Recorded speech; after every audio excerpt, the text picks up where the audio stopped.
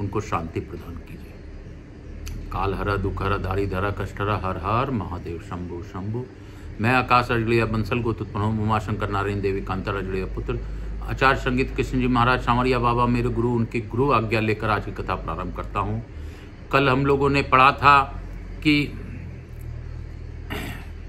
साल भर में 24 एकादशियाँ और ये 24 मूर्तियाँ पूजी जाती है। इनकी नित्य पूजा करने वाला मनुष्य भक्तिमान होता है। जो मनुष्य भक्ति पूर्वक इस प्रसंग को सुनता और पढ़ता है, उसके ऊपर भूत सृष्टि की रक्षा करने वाले भगवान श्री हरि प्रसन्न होते हैं। बोलो शंकर भगवान की जय। काशी काशी शिव काशी काशी नरेश की जय। मेरे भोले बाबा की जय। गालब जी कहते हैं भगवान विष्णु जिस प्रकार सालग्राम शिला के स्वरूप में प्राप्त हुए हैं और भगवान शिव भी जिस प्रकार लिंगाकार में स्थित हुए हैं, वह सब प्रसंग मैं तुमसे कहता हूँ, सुनो। पूर्व काल में ब्रह्मा जी के अंगूठे से प्रजापति दक्ष उत्पन्न हुए थे। दक्ष के सती नाम की एक पुत्री हुई जो उत्तम लक्षणों से संपन्न और बड़ी साध्वी थी।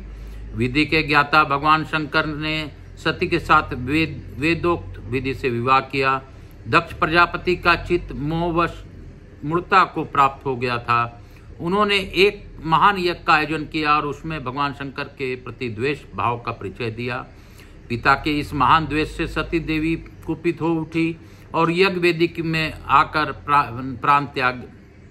प्राणायाम में तत्पर हो उन्हीं ने अग्निमयी धारणा के द्वारा अपने शरीर त्याग दिया। उनके शरीर में जो पैतृक अंश था उसका परित्याग करके अपने भाग के साथ सती देवी ने एक मन ही मन शीतल हिमालय का चिंतन किया। मृत्यु काल में अपने कर्म के अधीन हुआ मन जहाँ जहाँ जाता है वहीं वहीं उसका अवतार होता है।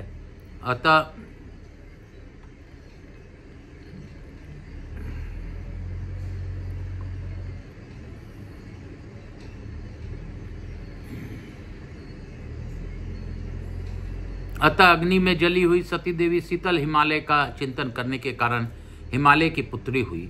वह पर्वत कन्या होकर उन्होंने शिव भक्तों में तत्पर ही वो बड़ी उग्र तपस्या की। तदंतर सहस्त्रों वर्षों के पश्चात भूत भावन भगवान महेश्वर ब्राह्मण का वेश धारण कर उस स्थान पर आए और पार्वती के कर्म एवं स्वभाव की परीक्षा लेकर उन्होंने तपस्या की विशुद्ध जाना।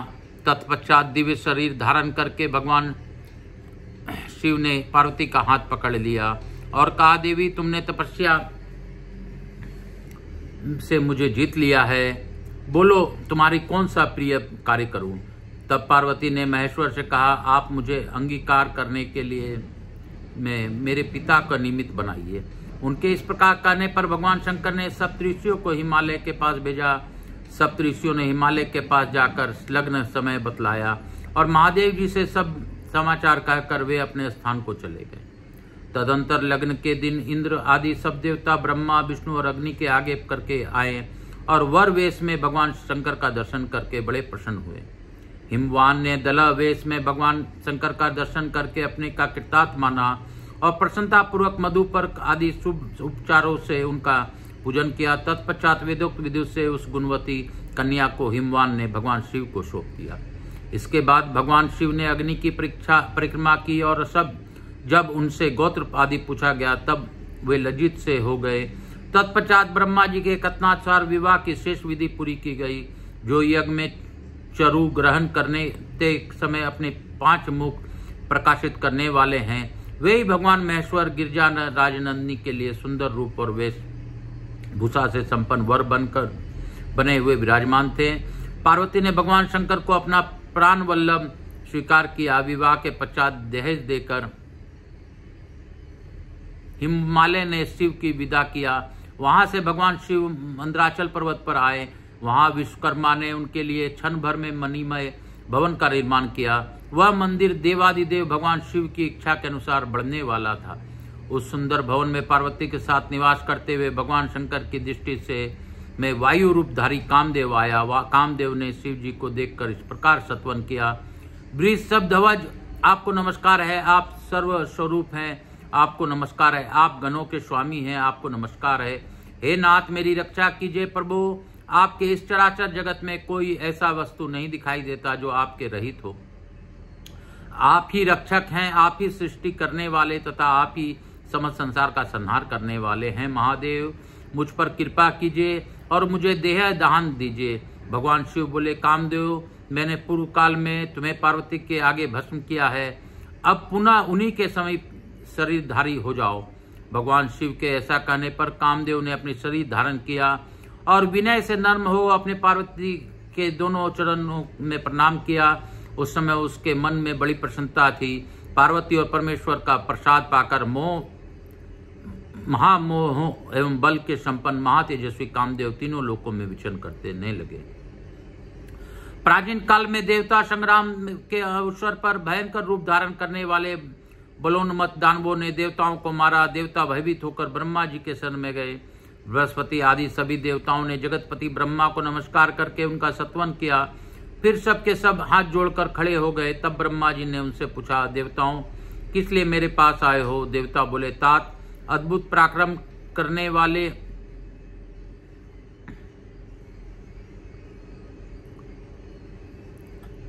दैत्यों के युद्ध से मैंने युद्ध में हमें परास्त कर दिया, अतः हम सब लोग आपके शरण में आए हैं। देवेश्वर अपनी शरण में आए हुए हम लोग का आप रक्षा कीजिए। देवताओं की यह बात सुनकर ब्रह्मा जी ने कहा, एक समय शिव भक्तों ने भगवान विष्णु के भक्तों के साथ एक दूसरे को जीतने की इच्छा की से बड़ी विवाद हुआ। तब भगवान शंकर ने अपने भक्तों को देखते देखते एक परम अद्भुत रूप धारण किया। वह उनका हर स्वरूप था। वे आधे शरीर में शिव और आधे शरीर में विष्णु हो गए और भगवान विष्णु के चिन्ह और दूसरी और भगवान शिव के चिन्ह प्रकट हुए। एक और गरुड़ और दूसरी ओर नंदी वृषभ उपस्थित थे। एक और मेघ के समान श्याम वर्ण था तो दूसरी ओर कपूर के समान गौर वर्ण। दोनों में एकता का स्पष्टीकरण हुआ। इसी प्रकार संपूर्ण विश्व में एक ही भगवान व्यापक है, अतः विश्व भगवान से भिन्न नहीं है। इस तरह भगवान की एकता का बोध हुआ। श्रुतियों और स्मृतियों के अर्थ को बाधित करने वाले भेद बुद्धि नष्ट हो गई। पाखंडी और युक्तिवादी सब आश्चर्यचकित हो गए। सबने अपने अपने मत का आग्रह छोड़कर मोक्ष मार्ग की शरण ली। मंदराचल पर्वत पर वह हरिहर मूर्ति आज भी विद्यमान है, जिसके परमत आदि गण सदा स्तुति करते रहते हैं। सृष्टि पालन और संहार करने वाले वह मूर्ति संपूर्ण विश्व का बीज एवं अनंत है। शिव और विष्णु की इस संयुक्त मूर्ति का स्मरण करने पर वह संपूर्ण पापों का नाश करने वाली है। वह परम सत्य एवं योगी पुरुषों का द्वारा चिंतन करने योग्य है। मुक्ति की इच्छा करने वाले मनुष्य उस मूर्तिका का ध्यान करके परम पद को प्राप्त होते हैं। चातुर्मास में विशेष रूप से उसका ध्यान करके मनुष्य फिर मानव लोक में जन्म नहीं लेता। उस हरिहर मूर्ति के समीप जो लोग जाते हैं उनको वे भगवान कल्याण करते हैं। ऐसा कहकर ब्रह्मा जी वहां अंतर्धान हो गए। तत्पश्चात वे अग्नि आदि देवता मंदराचल पर्वत पर गए और भगवान महेश्वर को खोजते हुए वहीं ब्रह्मण करने लगे। तदंतर चातुर्मास पूर्ण होने पर हरिहर रूपधारी भगवान शिव उनके ऊपर प्रसन्न हुए हो प्रत्यक्ष दर्शन देकर बोले, देवेश्वरों अब तुम लोग जाओ और अपने अपने अधिकारों का उपयोग करो। मैंने इस दानव को जिनसे तुम्हें भय था मार डाला है। तब प्रशंसित एवं बाधा रहित देवता कोटि कोटि विमानों के द्वारा अपने अपने अधिकार को प्राप्त हुए। एक समय जब सब देवताओं तथा भगवान विष्णु और शिव के द्वारा ही भी पार्वती जी की इच्छा के प्रतिकूल कोई कार्य हो गया इससे उन्होंने देवताओं को मृत्यु लोक में परस्पर प्रतिमा होने का शाप दिया। उस समय उन्होंने भगवान विष्णु से कहा, आप भी मृत्यु लोक में शिला रूप होंगे और शिव जी को भी ब्रह्मा जी के शाप से लिंगाकार प्रस्तर रूप प्राप्त होगा। तब भगवान विष्णु ने पार्वती जी को प्रणाम करके कहा, महाव्रते महादेवी, आप सदैव महादेवी की प्रिया हैं। महादेव की प्रिया संपूर्ण भूतों की जननी, आपको नमस्कार है।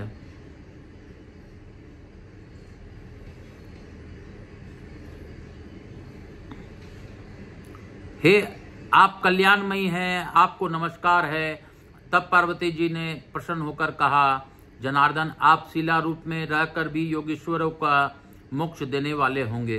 विशेषतः चातुर्मास में सब भक्तों की कामनाएं पूर्ण करने वाले होंगे। ब्रह्मा जी की प्यारी पुत्री जो गंडकी नाम वाली नदी है, वह महान जलराशि से भरी हुई परम पुण्यदायिनी है। उसी को अत्यंत निर्मल नीर में आपका निवास होगा। पुराणों के ज्ञाता आपको 24 स्वरूपों में देखकर आपको के मुख में सुवर्ण होगा और सालग्राम आपकी संज्ञा होगी। गोलाकार तेजोमय शरीर अपूर्व शोभा से युक्त होगा। उस शालिग्राम स्वरूप में आप संपूर्ण सामर्थ्य से युक्त होकर योगियों को भी मोक्ष देने वाले होंगे। शालिग्राम शिला में व्याप्त हुए आपको जो मनुष्य पूजन करेंगे उस भक्तों को आप मनोवांछित सिद्धि प्रदान करेंगे।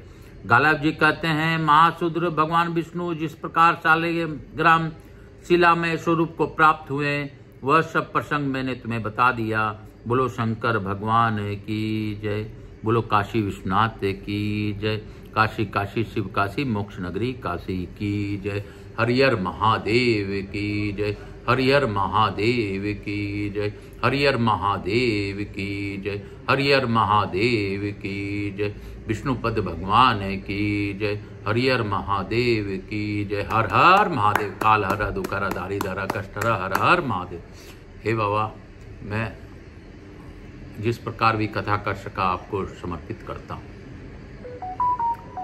मैं प्रथम पूज्य देव गणपति गणेश जी महाराज, लक्ष्मी जी महाराज, रिद्धि सिद्धि शुभ लाभ कुबेर जी महाराज से अनुरोध करता हूँ कि हमारे यहाँ निवास रहकर अखंड कृपा बनाए रखें। मैं लघु आरती करता हूँ। उसके बाद कपूरवरम कर्णावतारम संसार सारम भुजगंधारम सदा वसंतम हृदयारविंदे मौम भवानी चैतम नमामि।